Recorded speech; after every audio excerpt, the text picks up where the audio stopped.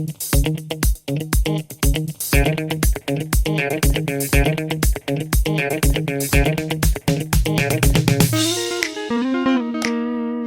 guys, welcome to the pond of wisdom and knowledge. So, today is another day for a question, and questions bring you answers sometimes the question is the more interesting part. I'm hoping that I'm doing a good job in finding the solutions to your problems. If yes, feel free to give a little thingy up.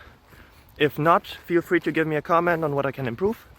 And yeah, awesome. Hope you enjoy it. Bye bye.